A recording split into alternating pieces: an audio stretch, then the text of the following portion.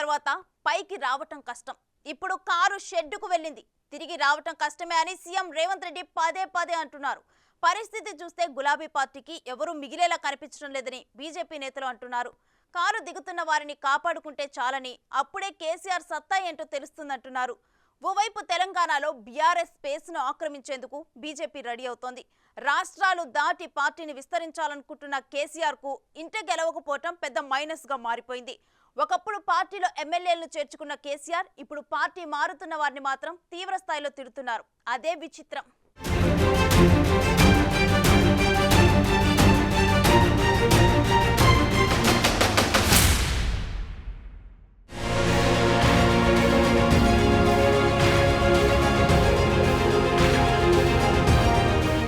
మొన్నటి అసెంబ్లీ ఎన్నికల్లో బీఆర్ఎస్ గెలిచిన సీట్లు 39. ఇప్పుడు అది 32కు పడిపోయింది.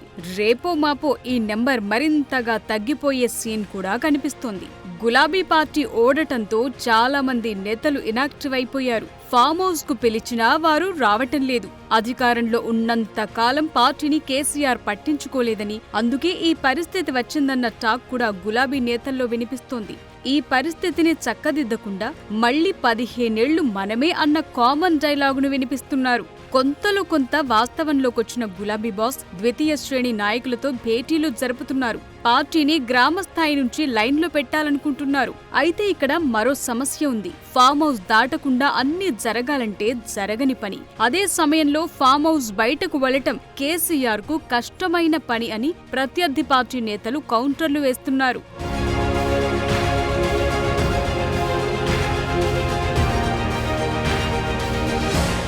బీజేపీ మెదక్ ఎంపీ రఘునందన్ రావు ఓ ఇంట్రెస్టింగ్ కామెంట్ చేశారు. తెలంగాణ అసెంబ్లీ బడ్జెట్ సమావేశాలు మొదలయ్యే లోపే మరో 15 మంది బీఆర్ఎస్ ఎమ్మెల్యేలు పార్టీ మారుతారని చెప్పుకొచ్చారు. అక్కడితో ఆగలేదు.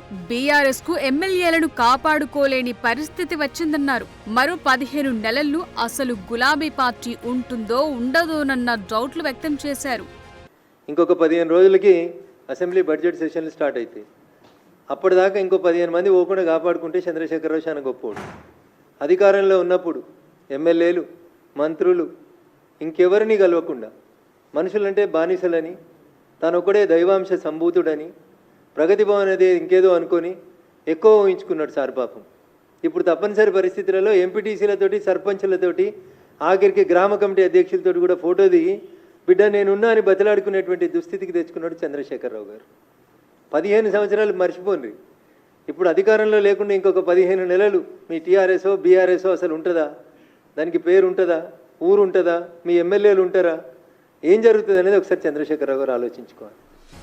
మొన్నటికి మొన్న జగిత్యాల ఎమ్మెల్యే సంజయ్ పై కేసీఆర్, కేటీఆర్ ఇద్దరు అక్కసు వెళ్లగక్కారు. ఒక దశలో శభాష్ అన్న వారే ఇప్పుడు గడ్డిపోచ అని, హౌలా అని ఇలా అనరాని మాటలెన్నో అంటున్నారు. తాము కష్టపడితేనే గెలిచారంటున్నారు. అంతేగాని సంజయ్ కెపాసిటీ ఏమీ లేదంటున్నారు.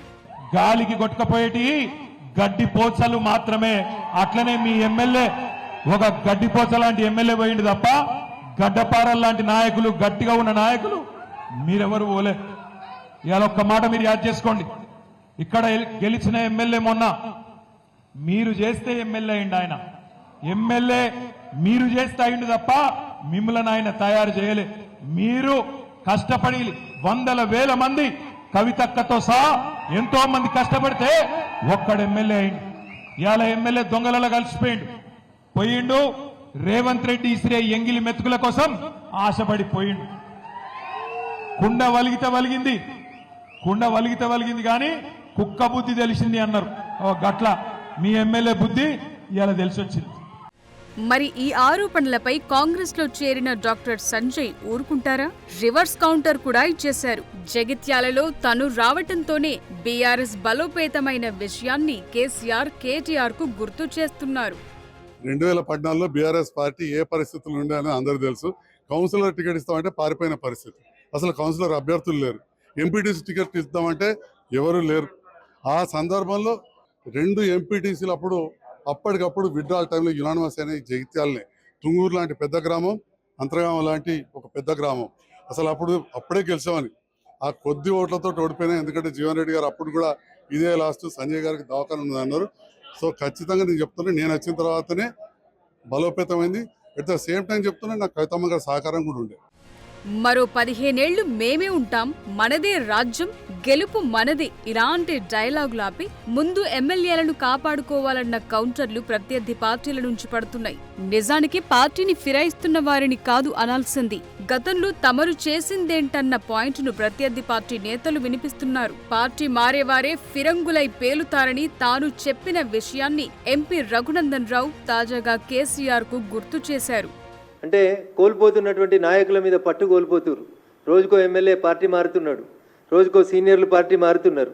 నేను ఎప్పుడో చాలా రోజుల క్రితం చెప్పిన 2013లో నేటి ఫిరాయింపుదారులే రేపు ఫిరంగులై పేలుతారు కేసీఆర్ జాగ్రత్త అని.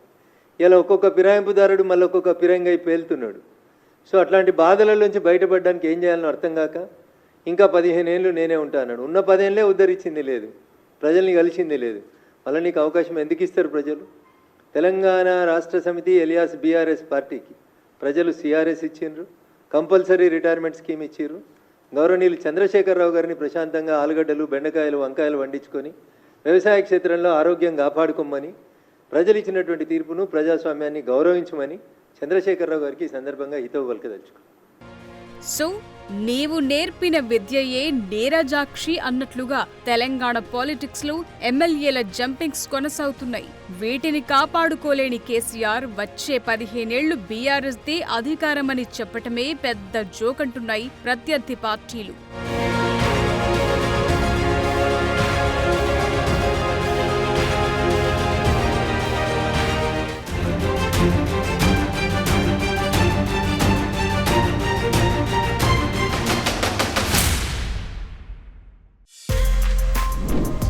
For more videos like this, subscribe Big TV channel.